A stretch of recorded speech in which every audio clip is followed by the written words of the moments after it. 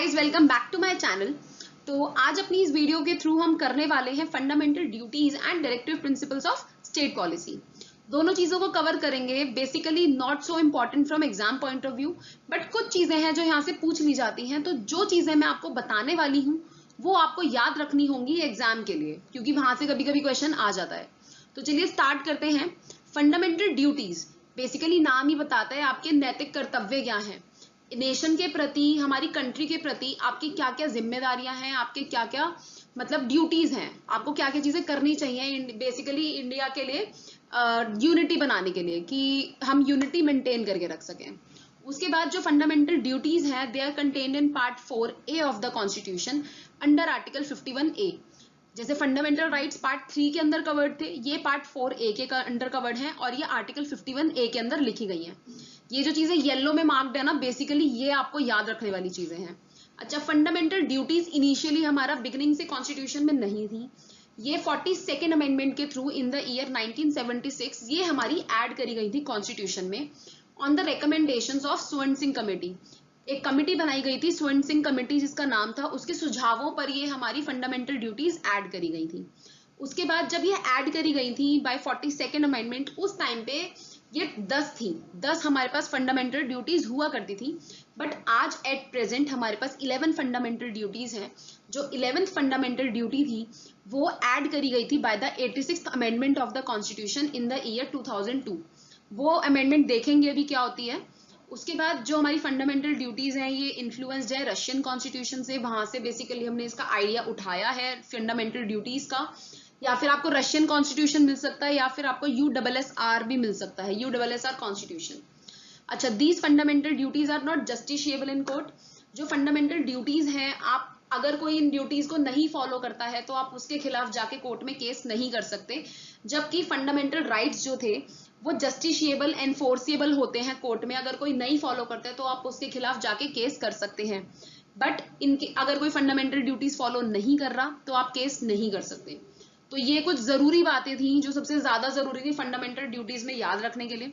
आगे बढ़ते हैं, देखते हैं फंडामेंटल ड्यूटीज हमारी होती क्या क्या है।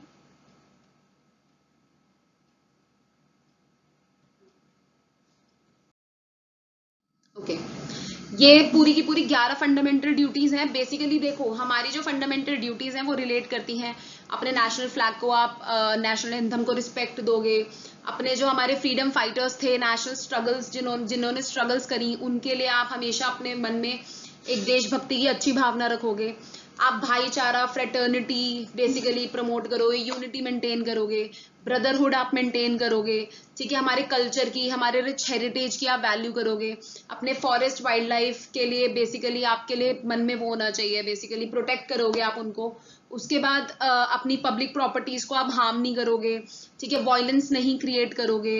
उसके बाद बेसिकली जब आपको बुलाया जाएगा, अगर कोई ऐसी सिचुएशन पड़ी, वॉर की सिचुएशन हो या कुछ भी हो, अगर आपको जरूरत पड़ी कि आपको नेशन के लिए सर्व करना पड़ेगा तो आपको वो सब चीजें करनी पड़ेंगी। तो दीज आर बेसिकली हमारी फंडामेंटल ड्यूटीज हैं जो एक नेशन हमसे एक्सपेक्ट करता है कि यार आप इतना तो एटलीस्ट करोगे ही करोगे, ठीक है। उसके बाद 11th जो हमारी अमेंडमेंट थी कॉन्स्टिट्यूशन की वो थी, who is a parent or guardian to provide opportunities for education to his child between the age of 6 to 14 years।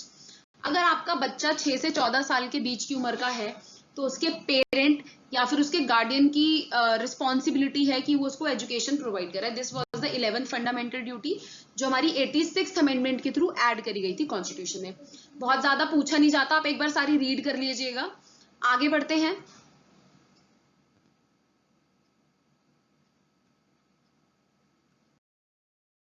Okay, so directive principles of state policy. Directive principles of state policy के अंदर ना basically कुछ नहीं है, ये बताया गया है कि कुछ प्रिंसिपल्स बताए गए हैं कि जब भी स्टेट कोई लॉ बनाती है तो इसको मानना चाहिए, उसे इन चीजों को ध्यान में रख के स्टेट को काम करना चाहिए। बेसिकली हमारी कंट्री की जो गवर्नमेंट है उसको काम करना चाहिए। तो ये ड्यूटीज हैं, जैसे कुछ सिटीजन्स की ड्यूटीज हैं उसी तरह से कुछ गवर्नमेंट जो हमारी कंट्री में ऑपरेट कर रही है उनकी भी कुछ ड्यूटीज हैं। तो वो एक बार देख लेते हैं।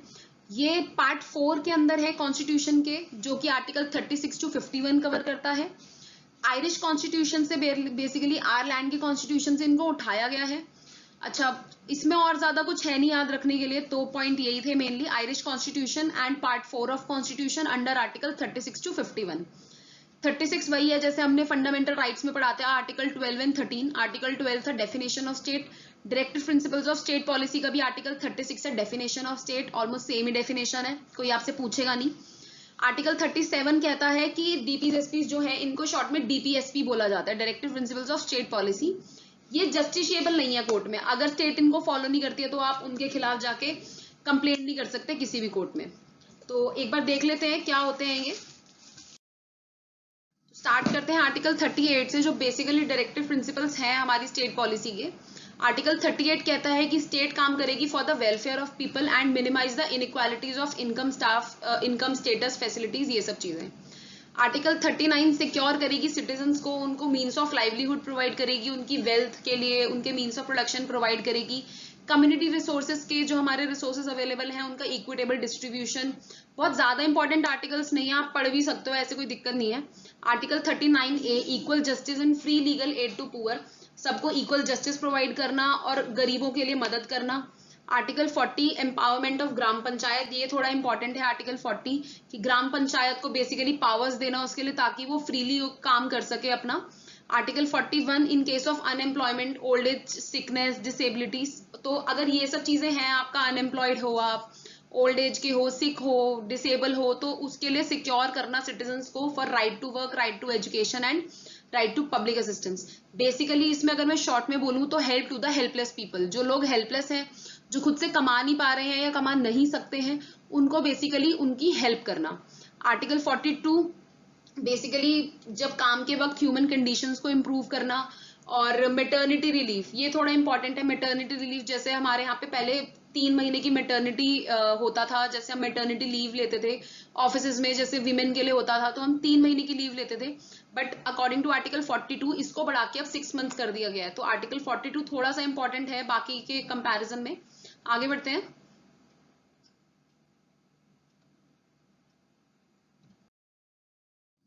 Article 43 secure a living wage, a decent standard of living and social and cultural opportunities for all workers।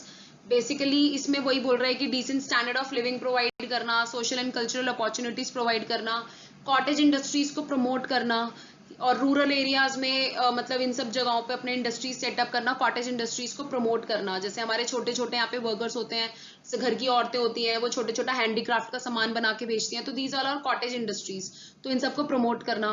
Article 43A participation of workers in management of industries, कि अगर कोई भी एक कंपनी है तो उसमें वर्कर्स का मैनेजमेंट में पार्टिसिपेशन होना चाहिए।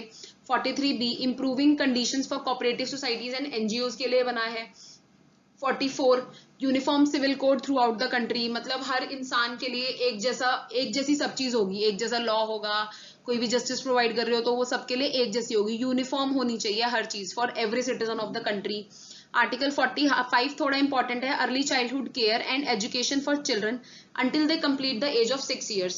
मतलब वो बोल रहा है कि जब तक वो बच्चे 6 साल के नहीं हो जाते तब तक स्टेट का वो है कि वो थोड़ा ध्यान रखे कि अर्ली चाइल्डहुड एजुकेशन होना चाहिए। Article 46 promote educational and economic interest of SCs and STs and other weaker sections of society to protect them from social injustice and exploitation. Basically हमारे यहाँ के जो SCs STs हैं उनके लिए काम करना, उनके लिए एजुकेशन प्रोवाइड करना, उनका बेसिकली उनको एजुकेशनल और इकोनॉमिक मतलब फायदे देना। तो बेसिकली ये दोनों आर्टिकल थोड़े इंपॉर्टेंट हैं क्योंकि हमारे ये एजुकेशन से रिलेटेड है, तो ये यहाँ पे थोड़े से इंपॉर्टेंट आर्टिकल्स हो जाते हैं। आर्टिकल 47 बेसिकली इंटॉक्सिकेटिंग ड्रग्स, शराब ड्रग्स हो गए, ठीक है, इन सब चीजों को जो इंजूरियस है हेल्थ के लिए उनको बंद कराना। 48 prohibit the slaughter of milch and drought cattle, basically जानवरों को काटा जाना ये सब बंद कराना। And improve their breeds and organise agriculture and animal husbandry, मतलब कि मतलब इनको मतलब बेसिकली जैसे हमारे यहाँ पे सेव टाइगर का भी प्रमोशन चला था, ठीक है, क्योंकि टाइगर्स खत्म हो रहे थे, दे वर एंडेंजर्ड, तो गवर्नमेंट ने क्या करा उसके लिए स्टेप्स लिए, टाइगर किलिंग बैन करी। तो वो यही बोल रहा है कि स्लॉटर जो हम करते हैं एनिमल्स का उनको बंद किया जाना ही है, उनको बंद करना चाहिए, उनकी बेसिकली हंटिंग बंद होनी चाहिए और उनको उनकी ब्रीड्स को इम्प्रूव करने के लिए गवर्नमेंट स्टेप्स ले। आगे बढ़ते हैं। 48A protect and improve environment and safeguard of forest and wild life, forest और वाइल्ड लाइफ को प्रोटेक्ट करना, 49 मॉन्यूमेंट्स को प्रोटेक्ट करना, बेसिकली जो हमारे हिस्टोरिकल प्लेसेस हैं उनको प्रोटेक्ट करना। Article 50 separate judiciary from executive, ये थोड़ा इंपॉर्टेंट है, ये मैं मार्क करना भूल गई हूँ। बेसिकली देखिए हमने जो 3 ऑर्गन पढ़े थे अपने यहाँ पे, लेजिस्लेचर, जुडिशरी एंड एग्जीक्यूटिव, हमारे जो तीनों ऑर्गन्स हैं वो सेपरेटली वर्क करते हैं, दे आर इंडिपेंडेंट, कोई भी एक दूसरे के काम में टांग कभी नहीं अड़ाता। तो आर्टिकल 50 कहता है कि जो जुडिशरी है वो एग्जीक्यूटिव से अलग होनी चाहिए, मतलब जो हमारे यहाँ पे कोर्ट्स हैं उनकी जो वर्किंग है वो बिल्कुल अलग होनी चाहिए, कोई उनके काम में टांग नहीं अड़ाएगा, ये थोड़ा इंपॉर्टेंट है article 50। Article 51 international peace and security maintain करना, ठीक है, अपने जो फॉरेन रिलेशंस हैं उनको मतलब बेसिकली वैल्यू करना, ट्रीटी ऑब्लिगेशंस को वैल्यू करना, रिस्पेक्ट करना, तो यही सब चीजें आर्टिकल 51 के अंदर। तो ये थे हमारे directive principles of state policy, जो आपको मैंने 4-5 आर्टिकल्स बताए हैं वही सबसे ज्यादा इंपॉर्टेंट है, उनको याद रखने की जरूरत है, इससे ज्यादा एज सच इसमें कुछ पूछा नहीं जाता। थोड़ा सा आगे बढ़ते हैं, 2-4 प्रीवियस ईयर में जो क्वेश्चन पूछे गए हैं इस टॉपिक से उनको एक बार देख लेते हैं। तो ये कुछ प्रीवियस ईयर के क्वेश्चन है, 2-3 क्वेश्चन ही पूछे गए अभी तक, मैं बता रही हूँ कि बहुत ज्यादा इंपॉर्टेंट टॉपिक नहीं है, बट क्वेश्चन अटक जाता है, वही बातें हैं जो मैंने आपको बताई हैं उन्हीं में से क्वेश्चन बनता है। कोई आपसे फंडामेंटल ड्यूटी अभी तक कभी पेपर में नहीं पूछी गई, कोई directive principle of state policy का आर्टिकल नहीं पूछा गया, बट यू नेवर नो कि आगे पूछी जा सकती है नहीं जा सकती। जो मैंने आपको आर्टिकल्स बताए वो याद रखने सबसे ज्यादा जरूरी है। तो स्टार्ट करते हैं क्वेश्चन नंबर 1 से। क्वेश्चन नंबर 1 कहता है fundamental duties were added in the constitution by, जो फंडामेंटल ड्यूटीज हैं वो कौन सी कॉन्स्टिट्यूशन में कौन सी अमेंडमेंट के थ्रू ऐड करी गई थी। याद कीजिए हमने 42nd अमेंडमेंट अभी पढ़ा था कि 42nd अमेंडमेंट के थ्रू हमने कॉन्स्टिट्यूशन में ऐड करा था जो 10 इन नंबर थे। अगर आपसे ये पूछता कि 11th फंडामेंटल ड्यूटी कौन सी अमेंडमेंट के थ्रू ऐड करी गई थी, तो answer would be 86th amendment के थ्रू, बट जब इनिशियली ऐड करी गई थी तो वो 42nd अमेंडमेंट के थ्रू करी गई थी इन द ईयर 1976। उसके बाद next question is directive principles of state policy, directive principle in India बोल दिया उसने, या फिर बोले वो directive principles of state policy are taken from constitution of. ध्यान कीजिए अभी पढ़ा था कि directive principles of state policy कौन से कॉन्स्टिट्यूशन से लिए गए थे, आयरलैंड से लिए गए थे। इसमें तो बहुत ईजी है, आपने ब्रिटेन, फ्रांस, यूएसए तो पढ़ा ही नहीं है, इसमें आयरलैंड इज द मतलब ओनली ऑप्शन जहां से लिए गए थे। उसके बाद how many fundamental duties are there in constitution, इसका मतलब है एट प्रेजेंट हमारे पास कितनी कॉन्स्टिट्यूशन में फंडामेंटल ड्यूटीज हैं, तो हमारे पास कितनी है 10, 11, 12, 13, कितनी है हमारे पास, we have 11 fundamental duties. Initially 10 थी बट बाद में एक और ड्यूटी ऐड कर दी गई थी जो कि एजुकेशन से रिलेटेड थी, 6 to 14 ईयर्स ऑफ एज के लिए, बच्चों के लिए। तो ये 3 क्वेश्चन है जो हमारे प्रीवियस ईयर में अभी तक पूछे गए हैं related to fundamental duties and directive principles of state policy.